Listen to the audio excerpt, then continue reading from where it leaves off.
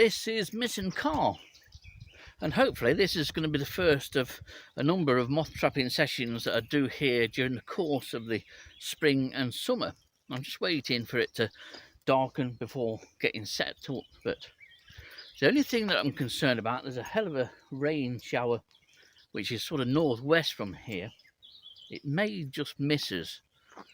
Rain is forecast for this area of Nottinghamshire, and it's the very northern tip of Nottinghamshire where I am. There's a 70% chance of rain, in fact, for this hour, and then that drops to 40%. Then after that, it should be dry, but I'm hopeful that we're going to miss this rain.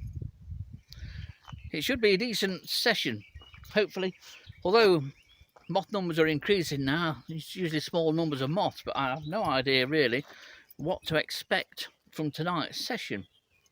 But the weather's perfect for it, as long as it stays dry. It's mild, nice, decent temperature, and it's dry and cloudy. I couldn't ask for any more.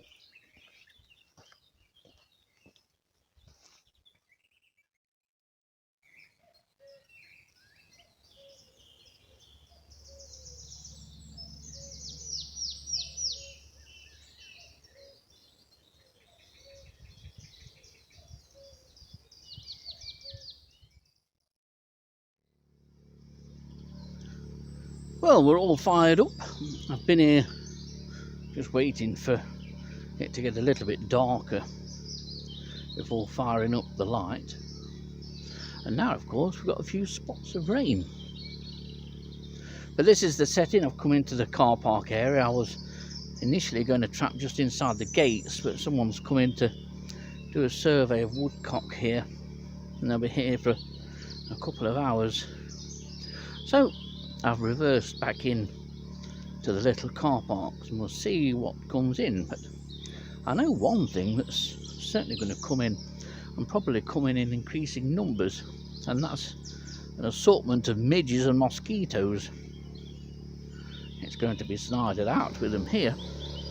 Well, we've had some rain for the best part of an hour. At least it seems like an hour. It's now 9:25, 17th of May, and trapping has begun at Misson Carr. This is quite a little adventure for me. And moths, now the rain has stopped, have started to appear. So we'll see what we get. Let's hope for something really interesting, but there should be a decent species list from tonight's trap. And the first species that has come into the light are several of these. This is common swift. There's another one fluttering around or buzzing around. It's quite a buzzy flight, almost as though the head is magnetically fixed to the sheet, but the moth still flies around. It's a rather strange flight, but beautifully marked.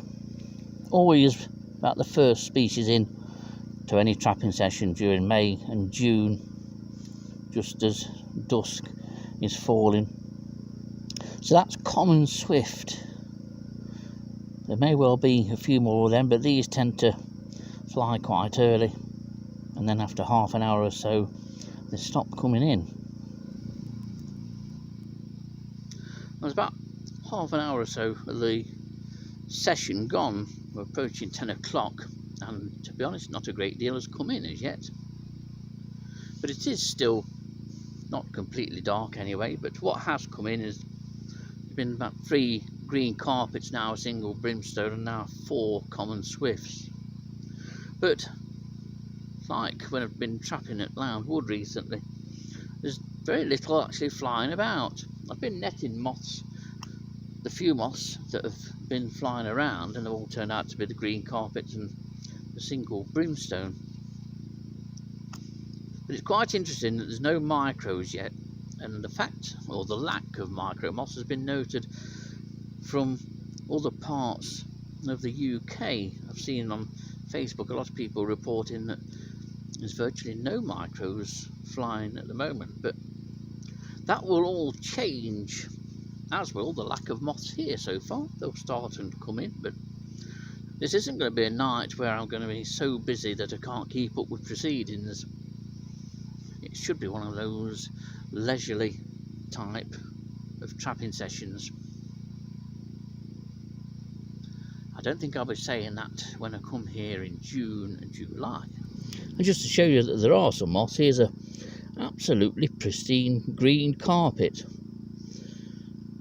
These can vary from an intense emerald green such as this one to, by the time that they're on the last legs, the only discernible markings and coloration on the forewings, or indeed the hind wings of the moths, are the two sort of black triangles on that leading edge of the forewings there. Look, this one is an absolute cracker, and I know this one has only just come in because none of the three that I've had so far have been marked anywhere near as well as this one. It's a stunning moth, yet completely ignored purely due to the fact that it's so common. As I say that, the count increases as another one, more paler and less green than this, flutters around the sheet. So that's green carpet.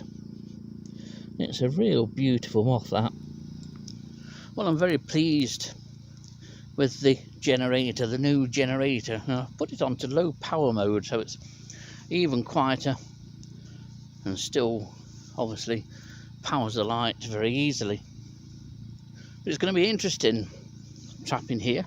This is the first time that I've trapped somewhere new since probably about 2009, when Dillis and myself started trapping in Sherwood Forest. So it's a complete blank canvas, and we'll see what that carpet is that's flying around at the back there and round the light. Well, time's pressed on and there's been quite a few moths come in. I want to try and show you a few. This is latticed heath. Not surprising considering that habitat, but it's a lovely moth, latticed heath. This has a whitish background colour, but the background colour can sometimes be quite yellow on these. But it's a nice species to see, despite being fairly common, and a moth that will often turn up at home. And here's a pale prominent. I don't think this is a moth that I've showed you before on any of these moth trapping videos. Reasonably common, will turn up fairly regularly at light, especially in a woodland situation or a more rural situation, but occasionally you'll get this if you're trapping in a suburban garden, beautifully and cryptically camouflaged on the right, sort of dead wood. Quite remarkable. The head end is to the left, if you're in any doubt, and that little upturned bit on the right is the tip of the abdomen. It's a lovely marked moth. So that's pale prominent. We'll see what else there is that I can film for you. Well, there's this. This, of course, is a poplar hawk moth. Absolutely beautiful. One of my favourite moths, poplar hawk. Has quite an unusual resting posture. It's a species that I've showed before on this channel. And the hind wings stick out. There's the hind wings, look, sticking out from these lengthy and quite broad forewings. They're an absolutely beautifully marked moth. There's various shades of grey, but there's almost a lilac or purplish hint to the grey on this. Obviously, this is very fresh out. And then you've got the two white sort of discal spot areas on the forewings. Females are generally much larger and certainly larger bodied than the males, and they are a very impressive size. If I put my famous grubby fingers next to this, you'll see what a decent sized moth this is. But it's a beautiful thing, absolutely cracking species. So that's poplar hawk moth. Here's a nice one that's just dropped in at the side of this poplar hawk, and this is a broken barred carpet and quite beautifully marked moth. Used to get this quite often in Sherwood Forest in the days when I used to trap there, but not seeing it so much. It occasionally turns up at other sites that I've trapped at, but this is a nice one here. I've not had this at home, so I suspect that this is or at least would be quite a prize catch at any suburban garden trap. But it's so beautifully marked. One of the more attractive of carpets. So that's broken barred carpet. And here's the general scene. Good number of moths on the sheet. It's just a shame that we had that rain. I mean, the rain's not affected the number of moths coming in. The only problem with it raining and you have a sheet on the ground is that obviously that ground sheet can get quite wet. It's not too bad, but lovely conditions for trapping, and the moths are coming in. This place is now starting to live up to its promise. I didn't expect to have this number of species tonight, I must admit, even though we are now into the second half of May. It's certainly going to be busy during June and July when we trap here again. Well, here's a beauty of a moth, and it's a familiar moth to those who've watched these moth trapping videos before, and this of course is a peppered moth. The name, I'm presuming, is derived from the appearance of this moth having been peppered with black ink on a white background. It almost looks as though it's been splattered, but it really is an absolute beauty of a moth, and fairly large as well. This one had sneaked in without me knowing and was sat on the net. So, familiar species, turns up regular and will turn up again later in the year, no doubt. But one of the most colourful moths that we have on the sheet at the moment, and the sheet is getting quite busy.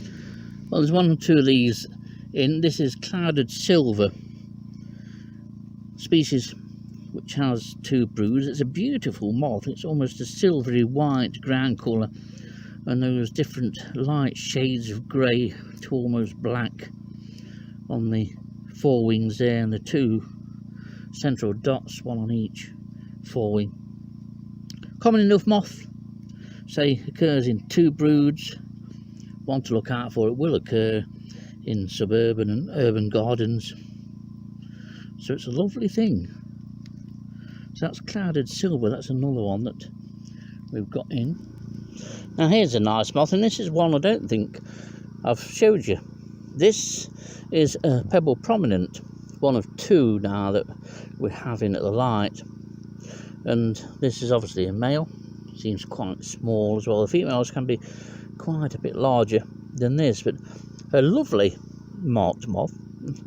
Has a most unusual caterpillar. It's a terrific thing, the caterpillar, but I don't get many of these at light. But say it's nice that there's 2 in this evening, so there's obviously a good population here at Misson.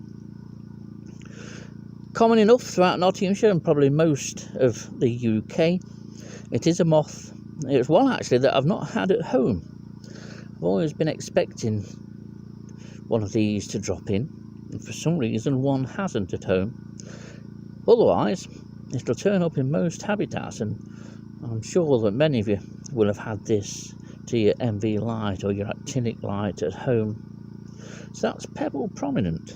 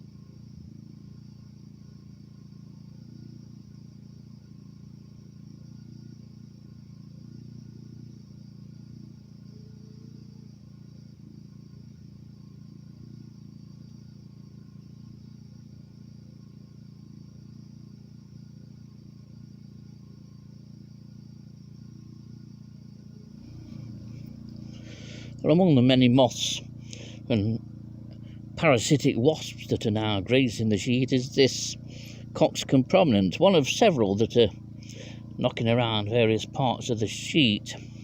And this is typical resting position for many of the prominents. The wings are held in what's called a tentiform position, held at an angle either side of the body. It's an attractive moth. Looks very different when it's flying around. You think it's something unusual at first. It looks very different, and quite often you go, oh, it's just a cockscomb prominent after all.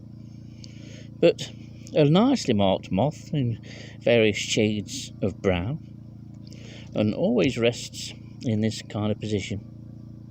So that's cockscomb prominent. I think there's about 4 of those in now. So that's a good count for any site for cockscomb prominent. Of the moths that are on the sheet and around the actual light, the majority are carpets, an assortment of various Geometridae or carpet moths, and also prominents. Very little in the way of noctuids, and that's quite common for middle of May. Noctuidae tend to get increasingly more common as the year goes on, and certainly by the time of the next visit there should be 1 or 2 more species. But the commonest of the noctuids that are in is probably flame shoulder, but that's, yeah, no other noctuids in. But it's brilliant trapping here, and I have been surprisingly busy. I've not been able to do so many sort of scenic views of the trap because I've been too busy monitoring what's coming in. I am here to do a job after all, but nothing rare and unusual, but that's not surprising. It's such a funny year this year, but there is time yet for the unusual moth to graze the light. In the meantime, I'll have a lukewarm cup of tea and we'll see what else drops in. Well, there's the general scene. We're into about the last hour of trapping, and there has been one nice moth that's turned up, and it's a pale oak beauty. I'll drop a photo in here because it wouldn't stay still enough for me to film it, so you'll have to enjoy a nice photo. It's a lovely moth. It's not a moth you see every day, and if I remember right, Dillis and myself, we had one at Lound Wood once, and I think that was the first one for many years. I don't think it was the first for the county, but it has done well in the intervening years. In this last sort of 10-20 years, pale oak beauty has turned up at a number of sites. It certainly isn't the big rarity that it used to be, but it is still a really good moth to turn up at any trap. But it's very pleasant, not a breath of breeze, not the slightest breeze at all. Some picnic tables on the left which I can't sit on because of the rain today, and that was the first. You might well have just caught a glimpse of a bat just come flying in. Otherwise, no sign of any bats. Decent numbers of moths. The number coming in has just started to slow down a little bit, and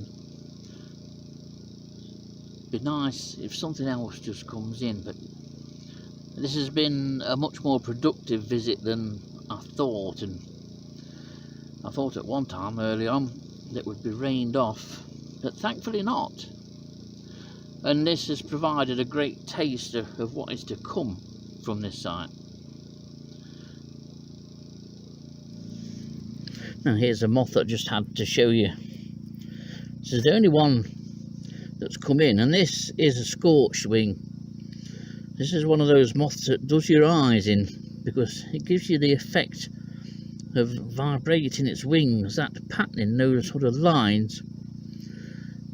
They're really They do in my eyes anyway, but they give the impression of movement, of rapid movement. It is a beautiful moth, and there's some hints of almost purplish in them darker markings at the base of the hind wings, at least as you look at them now, and also the darker areas on the forewings. It does look purplish in some lights. Beautiful moth, very common at Sherwood Forest. And there's another moth. I remember seeing this when this first turned up. I think it was at Sherwood Forest, and then it became really common. We would regularly trap it in decent numbers, not so much elsewhere. Have had it at the garden, so this is one moth that you can look out for. Never give up hope of not getting anything rare or beautiful if you're trapping at home. I've had one first for the county species of macro moth. So there's always the chance, and the more you trap, the more likely you are to catch something like this beauty. So this is scorchwing, beautiful, beautiful moth. Well, here's a first that I've adopted for use, especially for trapping here. I don't really need this much at other sites where I've trapped for years, because to be honest, there's not many species that I need to pot up when I trap at the likes of Loudwood or in Sherwood Forest. But here, because I don't know the majority of the moths here or what could turn up, if I don't recognise any species, I haven't really got the time to muck about trying to identify it on site here. If I think it looks rare and I don't recognise it, it goes in this, which is a holding cage. Now I know that there's one or two people in the county use such a contraption, and it's a great thing. I ought to have used these years ago, to be honest, rather than copious amounts of pots. But say it is unusual now that I have many moths at all that I don't recognise. Often it's probably mostly micros, but this will come in handy for here, rather than muck around for the looking to try and identify something that might be quite difficult to identify, or at least not particularly straightforward. I can just chuck it in here and then take them home, identify them the following morning, and then bring them back. And here's a nice moth. This is a flame carpet, quite beautifully marked with that dark band which is edged darker than that almost flame red centre across both forewings. Beautiful species this, obviously freshly emerged, and this isn't one of those everyday moths.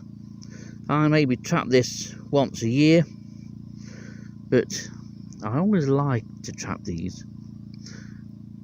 So that's flame carpet. It will turn up in suburban gardens, so this is another one that you can aim for if you're just starting out on your trapping adventures, so to speak. And this is one to look out for. So this is flame carpet. All good numbers of moths still coming in to the light. Not many different species yet. One which has recently just been in, and it didn't hang around either, and it was Brindle Beauty. And that was a nice one. It's a moth that usually turns up pretty much on the stroke of midnight. It's known in the books for not appearing or being attracted to light much before midnight, but I'm convinced that they have a clock on them, because when Dennis and I first had that species at Sherwood Forest, it was probably one of the first times that we actually trapped purposely for it and stayed a lot longer than what we would have done. And on the stroke of midnight, I think it was a minute after midnight, 2 Brindle Beauties dropped in. Very much going by what the book says, and it's been like that ever since. Very rare that you'll get one before midnight. So that's Brindle Beauty that's come in. But as you can see, there's plenty of moths on the sheet. It looks like a bomb site, all my equipment and whatnot. When it's untidy like that, you generally know that it's a busy night.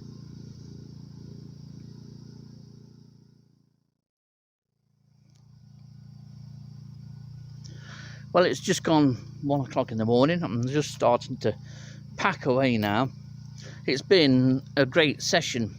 The temperature just feels as though it's dropping a little bit, but it's still only recording 10, and it's probably just the dampness in the air left from the rain earlier on this evening.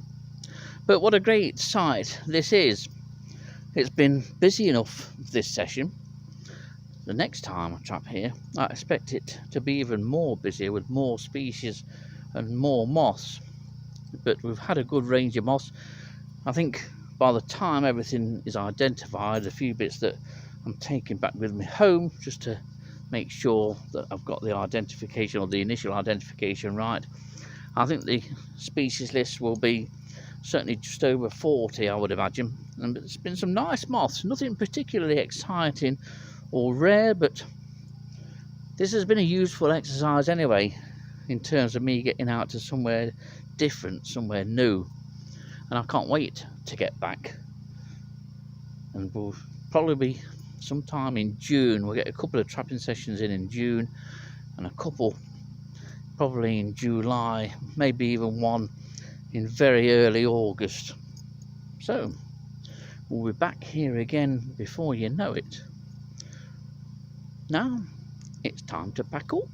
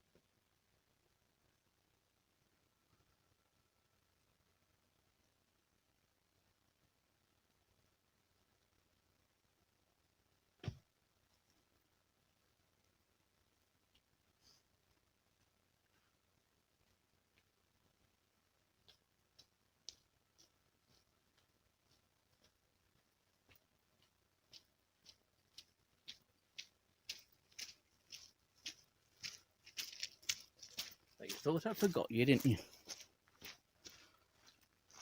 Good night.